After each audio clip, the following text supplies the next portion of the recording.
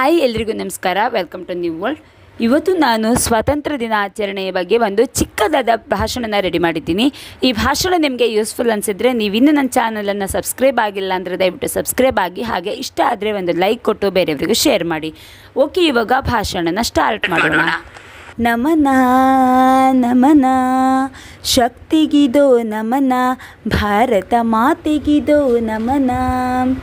ಮೊದಲಿಗೆ ಭಾರತ ಮಾತೆಗೆ ಶಿರಭಾಗಿ ನಮಿಸುತ್ತಾ ವೇದಿಕೆಯಲ್ಲಿ ಆಸೀನರಾಗಿರುವ ಅಧ್ಯಕ್ಷರೇ, ಗಣ್ಯ ಅತಿಥಿಗಳೇ, ಪೂಜ್ಯ ಗುರುಗಳೇ ಹಾಗೂ ಇಲ್ಲಿ ನೆರೆದಿರುವ ಪೋಷಕರೇ ಮತ್ತು ನನ್ನ ನೆಚ್ಚಿನ ಸ್ನೇಹಿತರೆ ಎಲ್ಲರಿಗೂ ನಮಸ್ಕರಿಸುತ್ತಾ 78ನೇ ಸ್ವಾತಂತ್ರ್ಯ ದಿನಾಚರಣೆಯ ಶುಭಾಶಯಗಳು.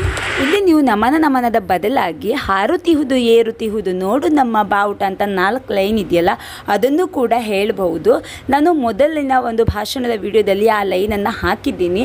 ಹಾಗಾಗಿ ನಾನು ಇವತ್ತು ನಮನದ ಒಂದು ಲೈನನ್ನು ಹಾಕಿದ್ದೀನಿ. ಇಲ್ಲ ಅಂತ ಹೇಳಿದರೆ ನೀವು ಸ್ಕಿಪ್ ಕೂಡ ಮಾಡಬಹುದು.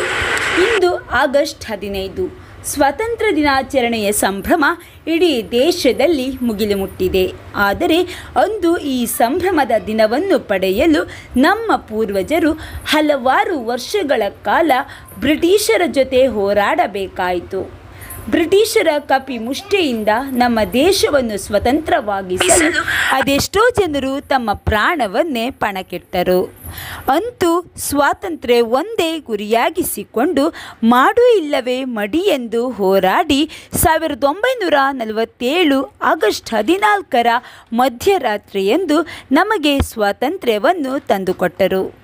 ಅಂದಿನಿಂದ ಪ್ರತಿ ವರ್ಷ ಒಂದೊಂದು ಧ್ಯೇಯವನ್ನು ಇಟ್ಟುಕೊಂಡು ಆಗಸ್ಟ್ 15ರಂದು ಸ್ವಾತಂತ್ರ್ಯ ದಿನಾಚರಣೆಯನ್ನಾಗಿ ಆಚರಿಸಲಾಗುತ್ತಿದೆ.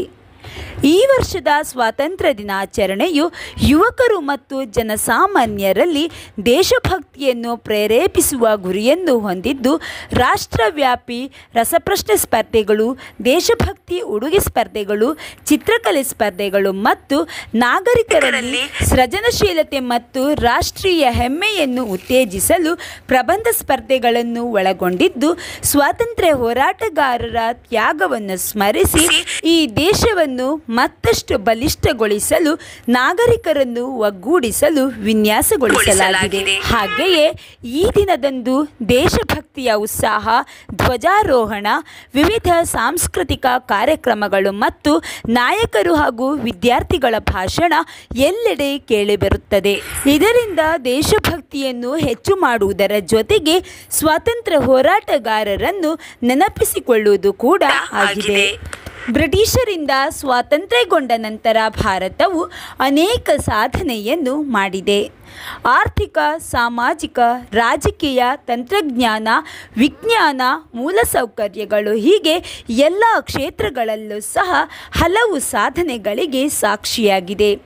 ಇದಕ್ಕೆಲ್ಲ ಕಾರಣ ನಮ್ಮ ದೇಶದ ಸ್ವಾತಂತ್ರ್ಯ. ಯಾವ ದೇಶದ ಪ್ರಜೆಗಳು ಸ್ವತಂತ್ರರಾಗಿರುತ್ತಾರೋ ಅಲ್ಲಿ ಪ್ರಜೆಗಳ ಅಭಿವೃದ್ಧಿ, ನಾಡಿನ ಅಭಿವೃದ್ಧಿ, ಇದರಿಂದಾಗಿ ದೇಶದ ಅಭಿವೃದ್ಧಿ ನಿರಂತರವಾಗಿ ಸಾಗುತ್ತಿರುತ್ತದೆ.